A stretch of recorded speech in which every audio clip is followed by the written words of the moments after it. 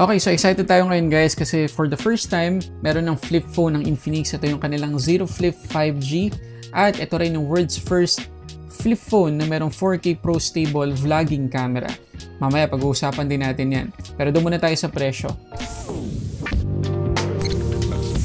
So itong Zero Flip 5G na Infinix ay 29,999 pesos. If ever man na magkaroon ng promo, ilalagay namin dyan sa description box sa baba. Ito guys yung box ng Infinix Zero Flip 5G. Makikita natin sa taas yung storage, pati na rin yung total RAM, kasama na yung virtual RAM.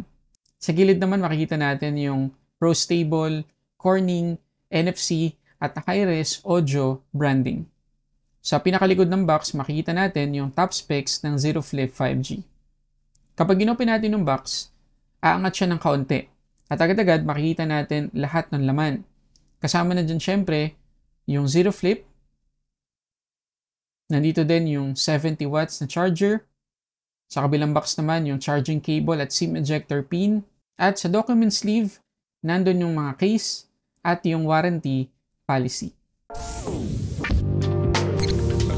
Okay, so itong Infinix Zero Flip 5G guys ay 195 grams lang yung weight. At kapag in-unfold natin siya or kapag inopen natin, mapapansin ninyo, sobrang nipis lang talaga. At to be exact guys, 7.6 mm lang to kapag naka-unfold. Talagang napakanipis. Pero kapag finold naman natin to, 16 mm naman yung kapal. Pero unlike dun sa mga first gen na mga flip phone na nakita natin before, itong Infinix Zero Flip 5G, walang gap kapag nakatupi na siyang ganyan. Wala tayong makikitang gap dito sa mga gilid niya. Talagang flat na flat, pantay na pantay yung pagkakatupi. At pinapangako din guys ng Infinix na yung hinge na nilagay nila dito ay matibay. Tinis nila to ng 400,000 folds at nakasurvive. Okay na okay pa rin yung condition.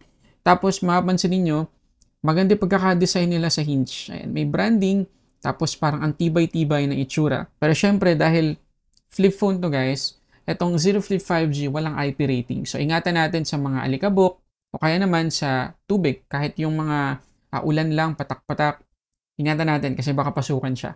Ngayon, tingnan natin guys sa mga gilid nitong Zero Flip. So, dito sa may right side, makikita natin yung ating power lock button na fingerprint scanner na din, pati yung kanyang volume up and down buttons.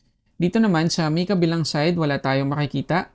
Tapos kapag naka-unfold siya or kapag bukas, makikita natin dito sa may ibaba yung kanyang SIM tray, yung kanyang main microphone, USB-C port at main speaker. Dito naman sa may taas, kapag nakabukas, yung ating main microphone, makikita natin yung secondary speaker nandito sa may earpiece. At kung tatanungin niyo ako guys sa quality ng kanyang stereo speakers or yung dual speakers niya, malakas guys kasi tuned by JBL to. So maganda yung tunog, crispy naman, hindi sabog. Kahit pa naka-max volume hindi rin distorted yung tunog. So magandang gamitin yung stereo speakers itong Zero Flip 5G. At kapag naka-open na siya, makikita natin dito yung kanyang selfie camera or punch hole selfie camera. Tapos yung kanyang mga bezels ay pantay na pantay. Ngayon, pag-usapan natin agad-agad yung kanyang cover screen. Kasi ito yung isa sa pinaka-main highlight nitong Zero Flip 5G. Yung screen dito sa harap. Kasi ang laki talaga. Ang dami natin makikita dito. So itong cover screen ng Zero Flip 5G ay 3.64 inch yung size. Tapos AMOLED na yan. 1056 by 1056 yung resolution, protected pa ng Corning Gorilla Glass Victus 2 at aabot ng 1,100 nits yung peak brightness at yung kanyang refresh rate 120 Hz. So makikita natin guys na pang flagship na dito pa lang sa cover screen na pang flagship na yung specs na makukuha natin. Pero ano-ano ba yung mga pwede natin magawa dito pa lang sa cover screen? Sobrang dami natin magagawa dito guys. Halimbawa, pwede tayong mag-call dito, pwede tayong mag-dial, pwede nating ma-check yung weather, pwede nating mabuksan yung camera, pwede nating mabuksan yung clock para makapag-stopwatch tayo or makapag-set ng alarm. Pwede rin tayong mag-sound record dito. Pwede nating mabuksan guys dito yung TikTok. Pwede tayong makapanood ng mga YouTube videos, Messenger, at kahit makapag-browse sa Chrome, pwede din. So basically guys, lahat ng mga everyday applications natin, dito pa lang sa cover screen, pwede na nating ma-open. So malaki matitipid natin sa battery. At the same time, may additional privacy kasi ang liit lang ng display. Pero isa sa mga main advantage ito ay magagamit natin as selfie camera yung main cameras nitong Flip 5G. So highest video quality makukuha natin dito at pwede nating bago-baguhin yung angulo sa pamagitan lang ng pag-adjust ng angle ng kanyang pagkakatupi. Tapos meron pa tayong instant na stand. So kapag mag-vlog tayo dito, hindi rin ganun kapansinin compared sa paggamit ng monopod o kaya naman tripod. Hindi na rin natin kailangan ng tagahawak. Kahit mag-isa tayo pwede. So again, highest video quality mararecord natin kapag nag-vlog. Tapos pwedeng gesture din yung gamitin natin kapag magte-take tayo ng photo para hindi na natin iset yung timer. Tapos bigla tayong lalayo sa camera. So gesture lang, makakapag-take na tayo ng picture. Tapos ang maganda pa rito guys, sa Zero Flip 5G, kapag inopen natin yung camera, halimbawa ako yung magte-take ng photo, yung subject natin, gusto niyo makita kung ano yung itsura niya or angulo sa camera. So pwede nating itiklop na ganyan, tapos ipakita natin yung cover screen sa kanya. So this way, makikita niya yung itsura niya at siya na mismo yung mag-a-adjust, hindi na tayo. At ang dami rin natin pwede magawang personalization dito mismo sa cover screen. Buksan lang natin yung folding screen zone sa setting at napakadaming mga themes at presets yung pwede nating piliin at pwede rin yung sariling photo natin yung gamitin natin as cover wallpaper.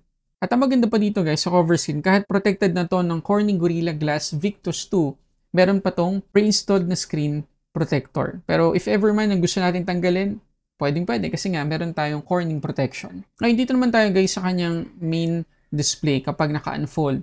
So meron tayo ditong 6.9-inch LTPO AMOLED, 120Hz ng refresh rate, 10-bit yung color at 100% yung DCI-P3 coverage. At aabot naman ng 1,400 nits yung peak brightness natin dito. Ngayon gusto ko lang i-mention guys na kagaya dito sa may cover screen, meron din tayong screen protector na pre-install dito sa kanyang main display. Pero unlike dito na pwede natin tanggalin yung screen protector dito sa main display, wag nating tatanggalin kasi may iba pang purpose yan. Ngayon, ang isa sa mga main concern ng mga tao sa paggamit ng mga flip phone kagaya nito ay yung crease o yung lukot dito sa may gitnang part. Ayun, makikita nyo, meron pa rin guys. Meron pa rin dito sa flip phone, or dito sa Zero Flip. Pero ang kagandahan dito sa Zero Flip guys, yung kanyang crease or yung lukot niya, minimal na, bawas na. Meron pa rin yan kapag kinakapa natin ganyan, may konting-konting lubog pa rin tayong mafe-feel, pero hindi na ganun kalala compared sa mga nagdaang mga generation ng mga flip phone, lalo na sa ibang mga brand. So, sa ganitong presyo guys, nakakabilib na napaka-minimal na lang ng crease. Kapag tinitigan natin ganyan, halos wala na tayong makita. Yan, halos wala na tayong makita. So, thumbs up sa Infinix kasi binigyan nila ng pansin yung crease dito sa kanilang unang flip phone. Tapos, ang maganda pa dito sa main display, yung kanyang widevine security ay level 1 at makakapag-play tayo ng Full HD as max playback resolution. Yun nga lang guys, kapag tinignan kasi natin yung aspect ratio ng kanyang main display, ayun, kapag tinignan ninyo, sobrang lapad, ultra-wide siya. Compared dun sa ibang mga phones na normal yung aspect ratio or yung nakasanayan na nating aspect ratio. Ito, napakalapad. So kapag nag-play tayo dito ng 16:9 na mga videos, ang laki ng black bars dito sa dalawang gilid. At kapag zoom naman natin para makover yung buong display, mas madaming information yung mawawala compared sa mga normal na mga phone. So yun lang naman.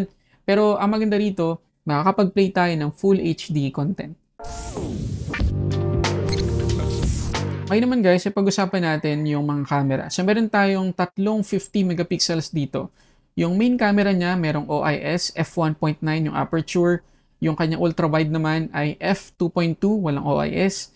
Yung kanyang selfie camera, wala ding OIS. At f2.5 naman yung aperture. So ulitin ko guys, yung kanyang main camera lang yung may OIS. Pero pwede pa natin dagdagan niya ng EIS. Makakrap lang ng kaunti kapag nag-video recording tayo gamit yung OIS at EIS. Pero yung dalawa pang camera ay ultra-wide tsaka yung selfie camera, pwede natin gamitan ng stabilization or EIS. Pero pagdating sa quality ng photos, videos, natuwa naman ako kasi maganda talaga. Pakita ko sa inyo yung mga sample photos at videos.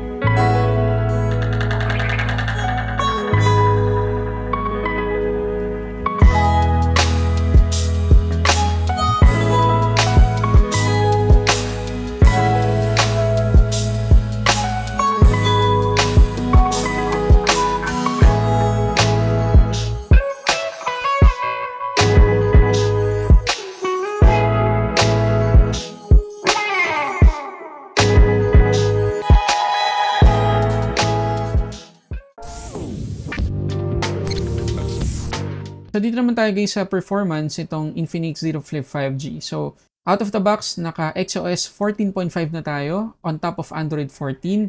Dimensity 8020 yung kanyang chipset. 8GB yung ating physical RAM at hanggang 8GB yung additional virtual RAM at 512GB na yung ating internal storage. Ang maganda dito guys sa Zero Flip, pinapromise ng Infinix na up to 3 years security patches yung pwedeng matanggap dito sa phone na to. Tapos hanggang Android 16, yun ang promise nila. Android 14 to ngayon pero aabot ng Android 16 yung major Android update dito sa Zero Flip. So ang galing, diba? So talagang secured na tayo pagdating sa software updates. So ito guys yung kanyang Antutu score kapag naka-off yung MEMFusion or yung virtual RAM. 787,898.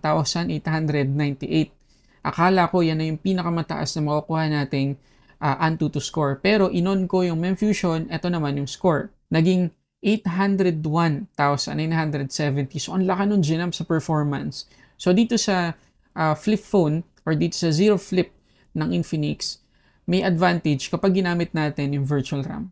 Isa lang siguro sa sana ma-improve pa ng Infinix sa mga susunod na software updates ay yung kanyang thermals. Medyo mabilis uminit yung phone na to. Kahit nga nag-take lang ako ng ilang mga photos at videos, wala pang ano yun. For sure, wala pang 15 minutes yun. Nakaramdam na ako ng medyo alarming heat.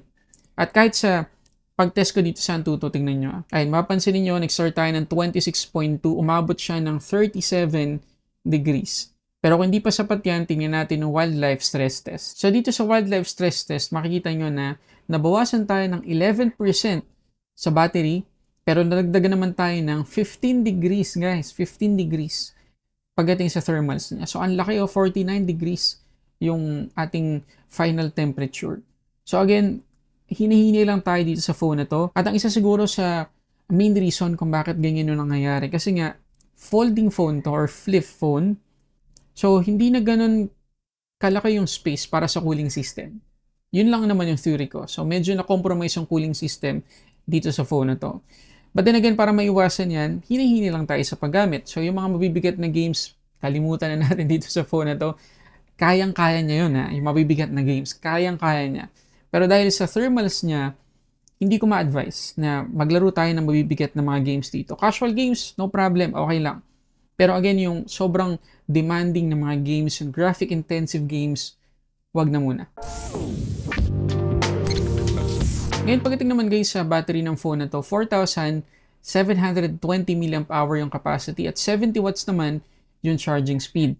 At pinapromise ng Infinix na magtatagal yung battery ng phone na to kasi up to 1,200 charge cycles yung pwede nating magawa dito. Equivalent yan ng 3 years na battery lifespan. Pero syempre, depende yan sa kung paano natin gagamitin or charge yung phone na to. Kung magtatagal talaga siya ng 3 years bago ma-degrade yung kanyang battery. Pero tingnan muna natin SOT na nakuha natin dito sa Zero Flip 5G. So ito guys, 11 hours flat.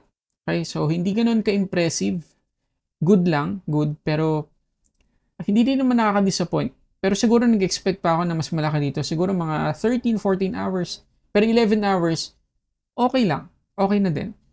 At para ma-make sure ko lang na talagang tama yung nakuha nating SOT, inulit ko pa yung PC Mark test natin after ilang days. At ito naman yung naging result. Nadagdagan lang tayo ng 9 minutes. So, 11 hours pa rin.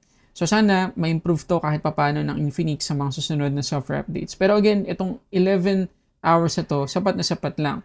At itong PC Mark test na to ay ginawa natin dito sa main display. Usually, yung mga basic applications naman natin ay bubuksan natin dun sa cover display. So, mas malaking SOT makukuha natin sa real-life usage. At mabilis na din may charge yung phone na to kasi nga 70 watts. 16 to 100%, 45 minutes ko lang na-charge itong Zero Flip 5G. Okay, so overall guys, anong masasabi nga dito sa phone na to? Sa tingin nyo ba sulit siya sa 29,999 na presyo? Comment nyo dyan sa baba. Kung ako tatanungin ninyo, sulit guys, maganda siya. Meron tayong ilang mga nakitang kailangan pang i-improve ng Infinix, lalong-lalo na yung thermals, tsaka yung battery performance, pero the rest, goods na goods to guys. Kasi ilang araw ko na rin ginagamit tong phone na to. Wala pa ako nakitang major issue sa kanya. kahit anong gawin ko, kahit ilang beses ko na binabagsak ng ilang beses yung pagsara sa kanya, wala talaga eh. So, okay siya. Maganda yung quality. Kahit ito yung first ever flip phone ng Infinix, marirecommend ko siya. So again guys, nandyan yung link sa description box sa baba para sa updated pricing. At kung sakali na meron pa kayong tanong tungkol dito sa phone na to, comment nyo lang din dyan sa baba. So yun muna guys, maraming salamat sa panonood para sa samot-saring unboxing reviews. This is Sulit Tech Reviews.